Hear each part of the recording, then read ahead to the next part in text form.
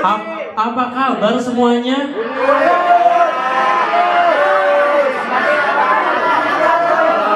Alhamdulillahirabbil alamin. Alhamdulillah kalau teman-teman semuanya baik, kabarnya baik. Semoga semuanya sehat walafiat. Semoga semuanya siap untuk pada akhirnya kita menyimak materi yang akan dibawakan pada siang hari ini. Sebelum itu, teman-teman, marilah sama-sama kita membaca basmalah agar semuanya dilancarkan kegiatan sesi talk show pada siang hari ini hingga nanti menjelang zuhur. Mari sama-sama kita membaca basmalah. Bismillahirrahmanirrahim. Selanjutnya akan ada sambutan dari Kepala Sekolah SMA Budi Warman 1, Bapak Redi Rudiana. Kepada Bapak Redi Rudiana SPD, waktu dan tempat kami kasih.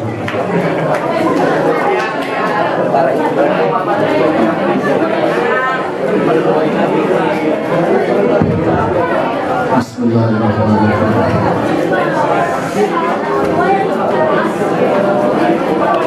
Semua Bismillahirrahmanirrahim. Assalamualaikum warahmatullahi wabarakatuh.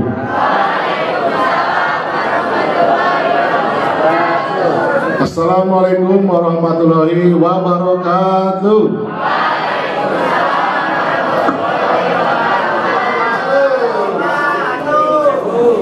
Sehat semuanya? Alhamdulillah.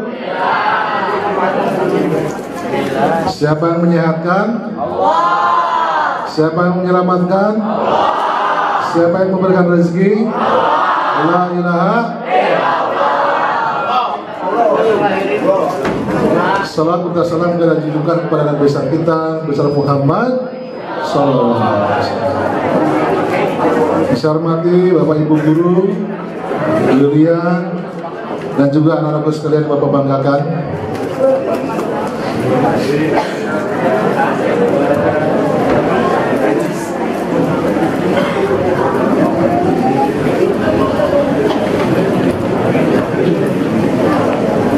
Hari ini hari yang kedua pelaksanaan P5 kita,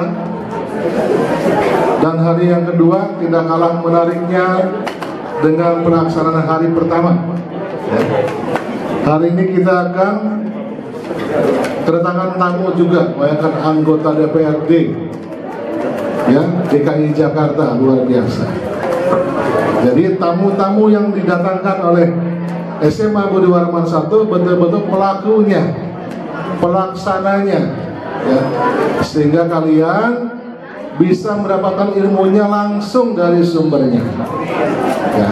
Seperti Bapak yang sampaikan kemarin, ikuti acara ini dengan sebaik-baiknya.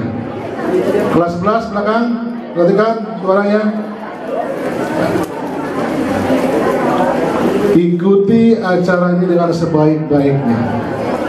Ketika pemateri memberikan materi, cermati dengan sebaik-baiknya.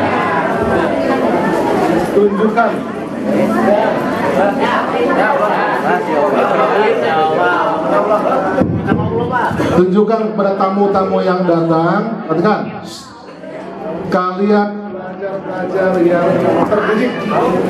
Tunjukkan kepada tamu-tamu yang datang, apalagi tamu-tamu kita orang-orang terhormat, kalian pelajar yang terdidik, tahu sopan santun.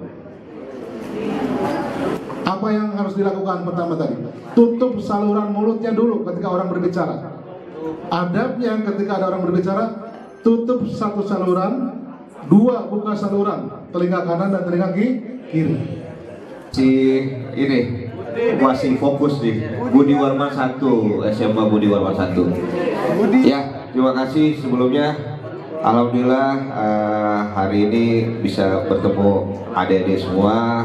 Kalau ditanya kegiatan hari ini sibuk apa, alhamdulillah sibuk menjadi wakil adik-adik semua dan bapak-bapak semua di DPRD DKI Jakarta. Luar biasa. Tepuk tangan dulu dong teman-teman dong untuk beliau. Luar biasa ya. Di tengah kesibukannya, beliau ini masih menyempatkan waktu untuk memberikan materi buat kita. Itu luar biasa loh. Oke, Mas Gusti, selain itu kira-kira secara highlightnya ya, secara sebagian besar Mas Gusti akan membahas perihal apa sih kepada siswa-siswi kita di SMA Budi Warman 1 pada siang hari ini? Di-spill sedikit-sedikit, tipis-tipis boleh Mas Gusti. Nggak ada materi khusus ya Pak ya, tapi insya Allah ini menjadi sharing bersama kepada adik-adik generasi muda untuk gimana caranya mengisi Indonesia 2045. Oh, luar biasa. Ini mempersiapkan generasi emas, golden generation gitu ya Mas Gusti ya. Tuh teman-teman, golden generation, generasi emas. Jadi harus semangat dan teman-teman juga harus cakap untuk bisa menerima semua informasi yang akan didapatkan. Oke Mas Gusti, mungkin boleh langsung kita ke talking points-nya kali ya. Kita ngobrol-ngobrol ya. Ini kan kita berbicara perihal suara demokrasi gitu.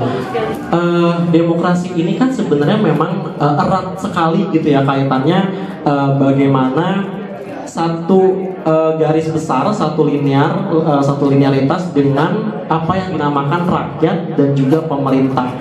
Kalau dari sudut pandang atau POV dari Mas Gusti sendiri, sebenarnya bagaimana sih demokrasi ini seharusnya merealitas atau ada yang seharusnya dilaksanakan di Indonesia seperti itu? Oke, terima kasih. Sebelumnya ini kelas berapa semua nih? 10-11 tuh berarti kelas 2, kelas 3 ya? Kelas 1, kelas 2? Kelas 2. Udah lama kita nggak sekolah. Anak saya baru umur kelas 3 SMP, jadi nggak tahu juga. Tapi Alhamdulillah hari ini bisa bertemu dengan adik-adik semua. Perkenalkan sebelumnya, kita santai aja ya. Mau santai atau mau tegang nih? Santai kan?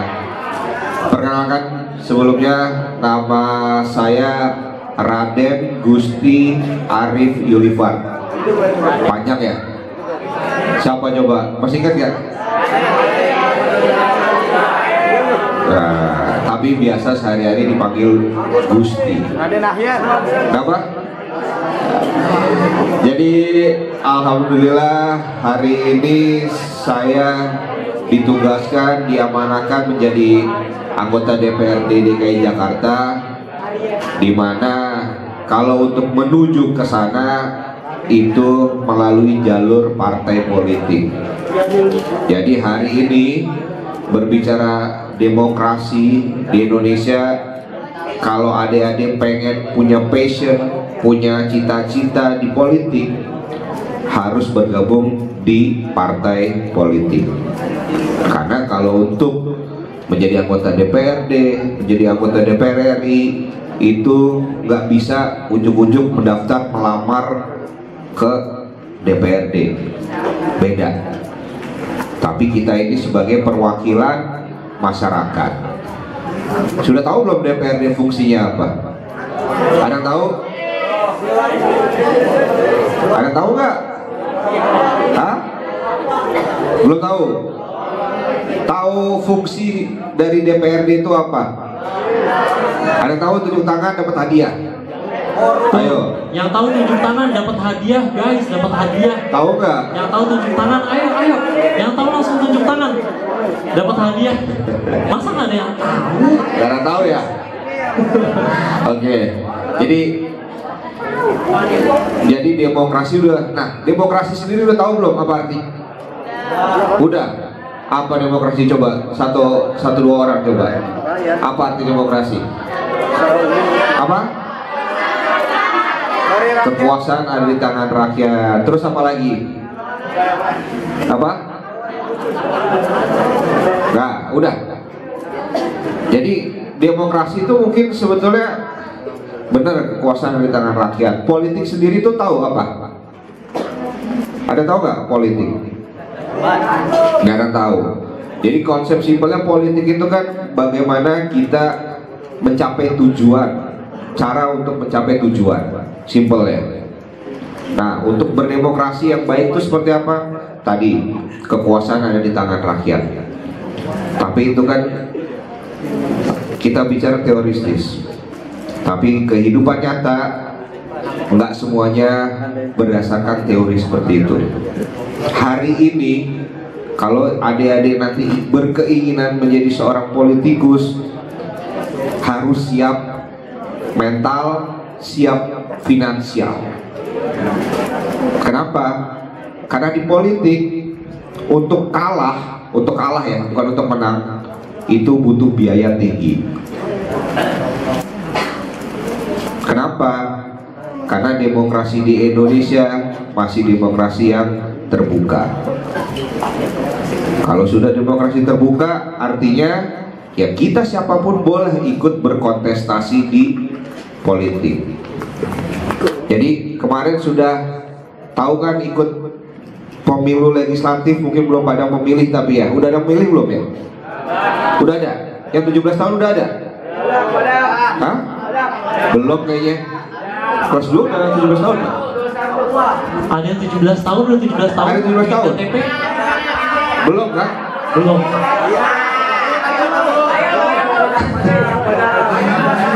Oke, jadi ini buat nanti adik-adik semua menuju 17 tahun nanti kalian punya hak untuk memilih. Hak memilih itu siapa yang akan dipilih? Satu, ada pemilihan presiden. Kalau sudah umurnya 17 tahun, adik-adik semua berhak untuk memilih siapa presidennya. Kedua, ada namanya pemilu legislatif. Nah, apa itu legislatif? Itu adalah yang ada bekerja di Dewan Perwakilan Rakyat, DPR RI, dan ada juga di tingkat provinsinya Dewan Perwakilan Rakyat Daerah. Nah, kalau saya itu tingkat provinsi, yaitu Dewan Perwakilan Rakyat Daerah DKI Jakarta. Oke, paham nggak? Nah, sekarang fungsi anggota DPRD itu apa sih? Kalau kita bicara fungsi anggota DPRD, nah ada 3 fungsi dari DPRD. Satu, sebagai pengawas. Pengawas siapa? Pengawas pemerintahan. Kita di Jakarta ini punya pemerintahan eksekutif. Siapa? Tahu nggak? Siapa? Bukan. Di provinsi adalah gubernur. Bukan Jokowi. Nah, salah kan? Nah, itu di tingkat eksekutif harus diingat adalah Gubernur DKI Jakarta.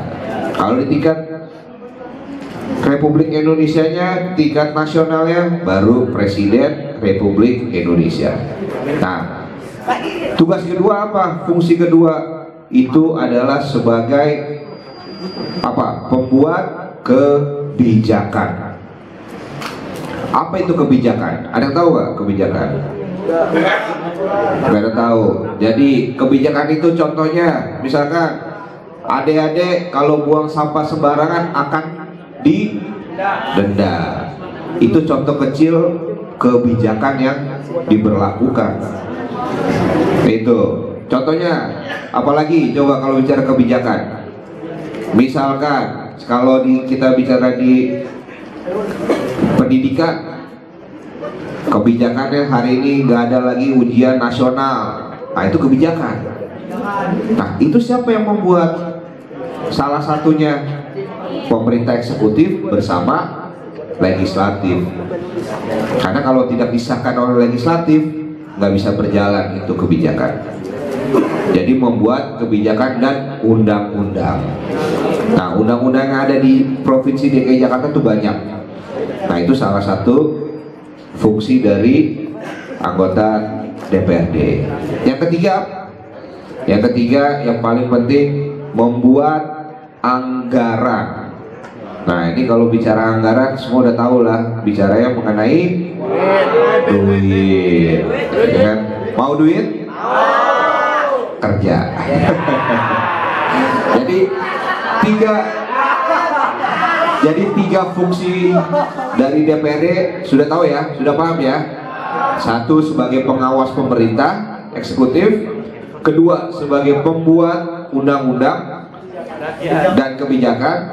Ketiga, pembuat anggaran. Jadi contohnya anggaran itu seperti apa sih? pemerintah Provinsi DKI Jakarta menyusun anggaran dia. Misalkan di bidang pendidikan, dananya yang dipersiapkan nilainya 200 miliar misalkan, ya kan? Nah, mereka akan berkoordinasi dengan anggota DPRD. Nah, anggota DPRD gunanya apa?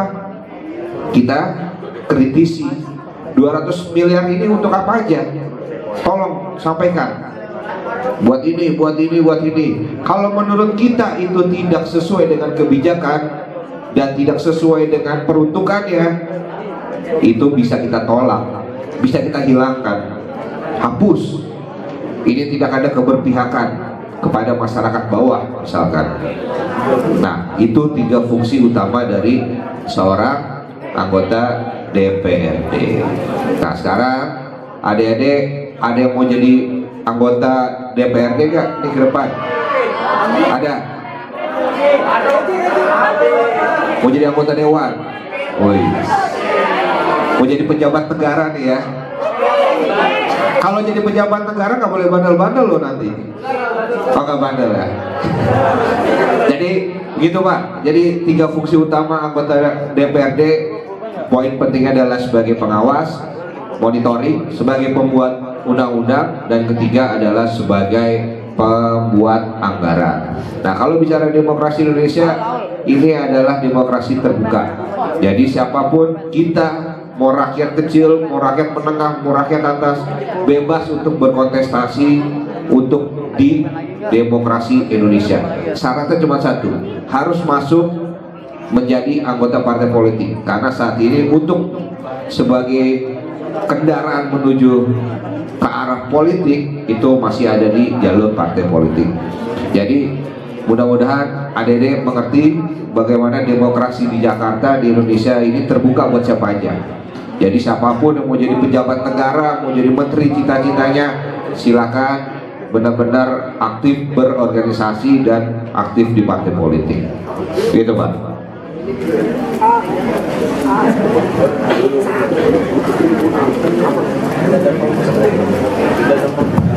Jadi itu ya teman-teman ya. Kalau teman-teman ada yang mau nanti berkontribusi atau terlibat di pemerintahan begitu ya Mas ya, itu harus ada kendaraannya dulu, yaitu partai politik gitu ya. Teman-teman nggak bisa ujuk-ujuk langsung melamar dan terlibat gitu aja ya Mas Gusti ya. Tapi memang ada beberapa step yang salah satunya adalah teman-teman harus memiliki partai politik dulu gitu ya. Nah Mas Gusti, saya penasaran deh, kalau itu kan artinya ada keterlibatan tadi tuh ya kan sebagai anggota DPRD itu membuat regulasi salah satunya ya. Artinya ada aspek kontributifnya di situ. Tapi kalau dari POV sebagai remaja, yaitu mereka-mereka ini, itu kira-kira bentuk yang seperti apa sih Mas Gusti yang pada akhirnya mereka sendiri bisa menghidupkan demokrasi atau bisa mengimplementasikan demokrasi itu sendiri sebagai remaja tentunya gitu ya di Indonesia. Itu seperti apa sih Mas Gusti sebenarnya? Iya Pak, kalau kita bicara di konsep kecil di tingkatan sekarang di SMA, demokrasi paling nyata apa sih pada saat pemilihan ketua OSIS. Itu adalah langkah kecil bagaimana kita ikut berkontribusi untuk memperbaiki kehidupan OSIS. Benar nggak? Karena setiap ketua OSIS pasti sebelum dia mencalonkan diri, dia punya paparan visi dan misi. Nah, ini kita bisa sebut juga langkah politik. Jadi politik itu bukan buat di kehidupan orang dewasa doang. Di tingkat kalian di SMA itu sudah ada politik. Karena politik itu setiap kita bangun tidur itu bisa dibilang sudah akan ada kebijakan politik akan kalian hadapi. Kalian sudah tahu itu politik itu udah dari kecil sebetulnya. Karena politik kan bagaimana kita mencapai tujuan. Benar nggak? Sekarang kalian bangun, kalian berpikir, nih saya mau minta duit ke orang tua, gimana ya caranya ya? Nah, banyak alasan deh, banyak alibi deh, ya kan? Bohongin orang tua misalkan. Nah itu politik. salah satunya. Nah, di tingkat kehidupan di SMA, jalan politik kita mungkin ya tadi, untuk menjadi ketua kelas itu politik juga, untuk jadi ketua SMA OSIS itu politik. Nah, bagaimana cara-cara nih, visi misi yang dipaparkan, si calonnya menjelaskan kepada kalian semua, tolong kalau saya nanti jadi ketua OSIS saya punya program ini, calon kedua saya punya program ini. Nah, dari situ kalian bisa memilih gak mana yang terbaik? Bisa gak? Nah, untungnya insya Allah kalau di SMA masih dengan demokrasi yang baik. Kenapa saya bilang demokrasi yang baik? Karena belum ada bicaranya money politik. Benar ya? Nah, itu cara-cara yang tidak sesuai. Mudah-mudahan kawan-kawan, adik-adik semua di SMA ini bisa meneruskan langkah-langkah politik yang baik dan jujur. Artinya kita punya keinginan posisi apapun silakan, tetapi dengan cara-cara terhormat, cara-cara yang baik, bukan antar calon A dan calon B itu saling menjatuhkan. Nah, jadi konteks demokrasi yang terdekat di kita saat ini di adik-adik semua itu adalah demokrasi di antara kalian sendiri. Bagaimana untuk mencapai tujuan yang baik demi kemajuan sekolah kalian, bagaimana demi kemajuan kelas kalian, dan benar-benar bisa bermanfaat untuk guru dan untuk sekolah.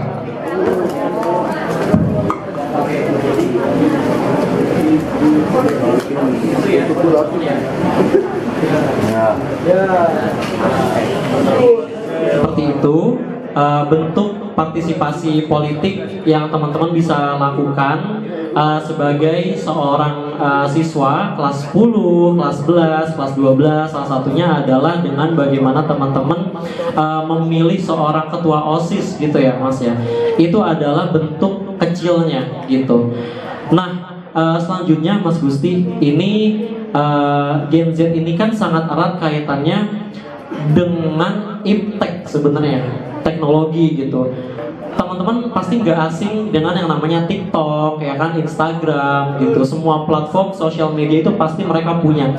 Nah, sebenarnya bagaimana penggunaan media sosial yang seperti ini, Mas Gusti, itu bisa meningkatkan partisipasi politik bukan hanya masyarakat, tapi di kalangan siswa-siswi kelas 10, 11, 12 gitu. Itu apapun aspeknya, mau memilih ketua kelas, memilih ketua OSIS dan sebagainya. Itu bagaimana sih sebenarnya untuk bisa menggunakan sosial media dalam hal partisipasi politik, Mas Gusti?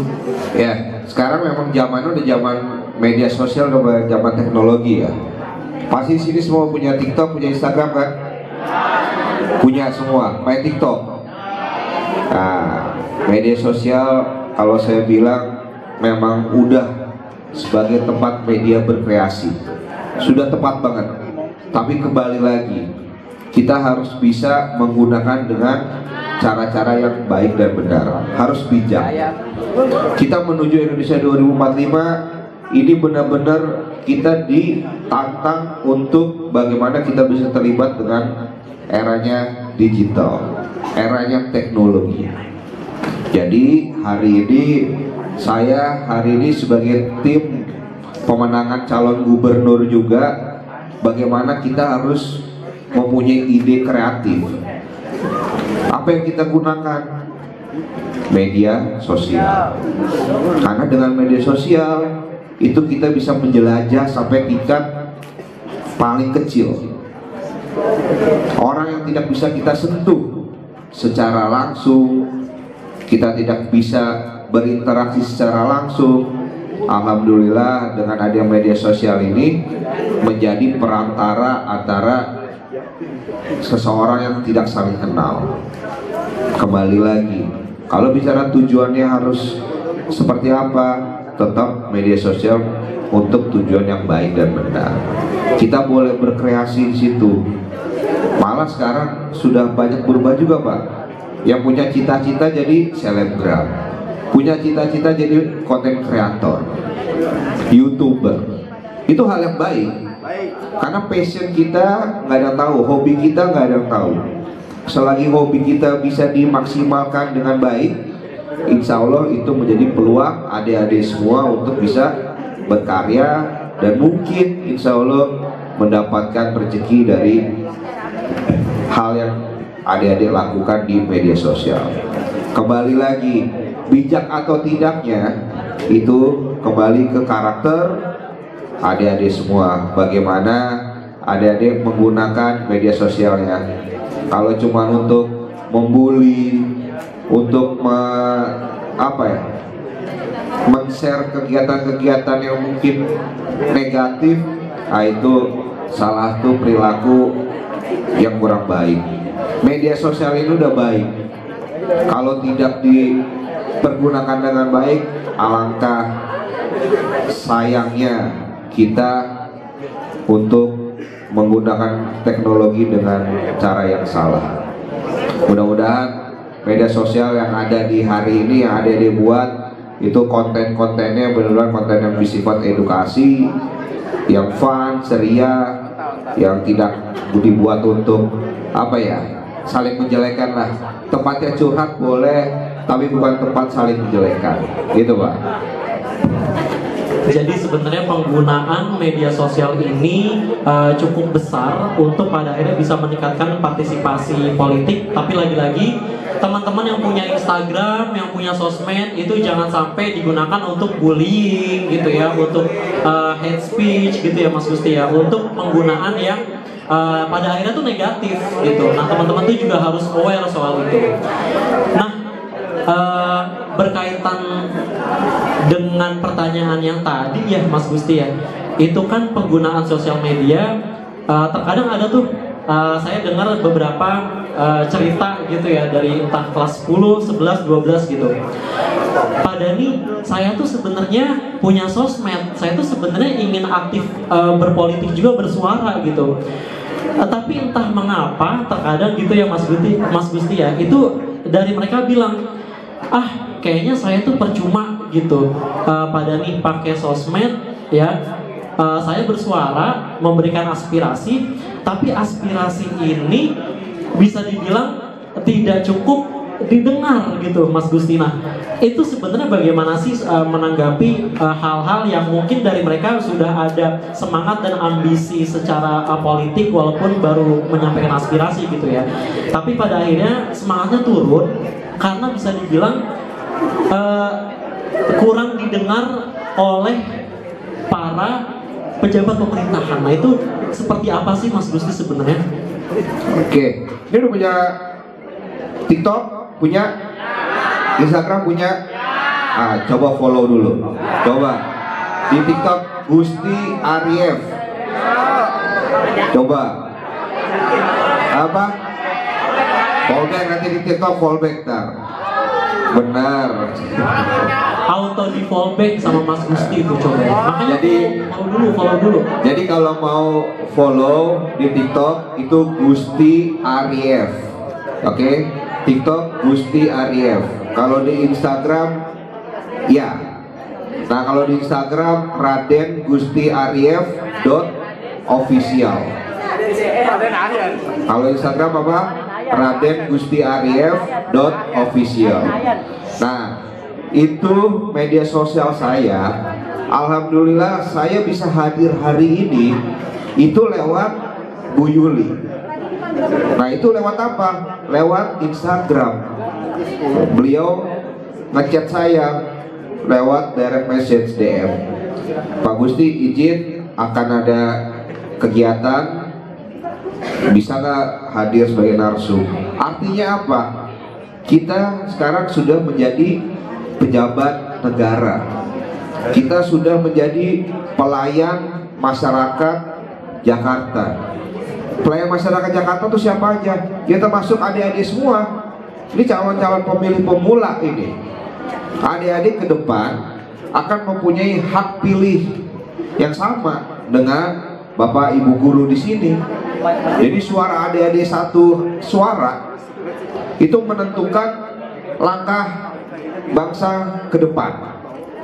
Kebijakan yang ada nanti ke depan, salah satunya ini adalah suara-suara dari adik-adik semua.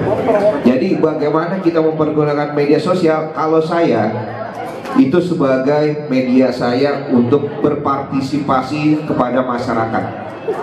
Adik-adik boleh silakan, ada apapun nih, ada permasalahan apapun, silakan curhat ke saya, boleh. Boleh.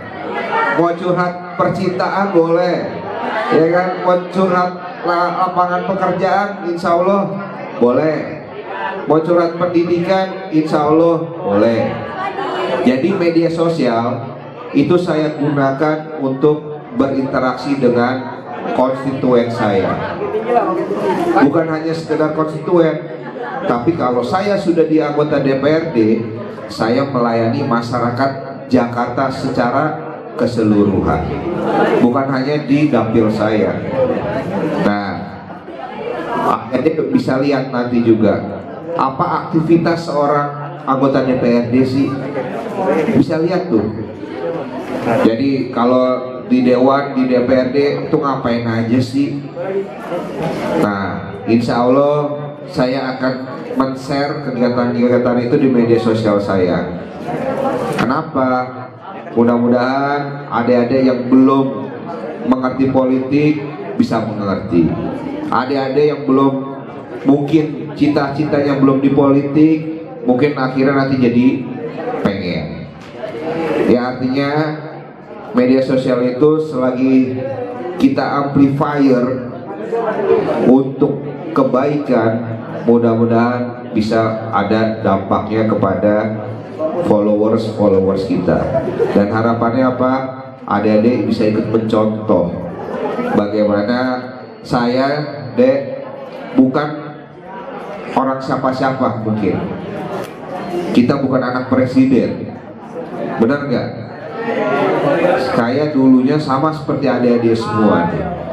Pelajar dulu, ya mohon maaf dulu Pak, saya bandel, nggak, jarang masuk sekolah, sering bolos, iya kan? Nggak boleh, tapi jangan dilakuin. Tapi kalau bolosnya punya tanggung jawab, saya bolos, tapi nilai raport ranking selalu 10 besar. Tuh, ya kan?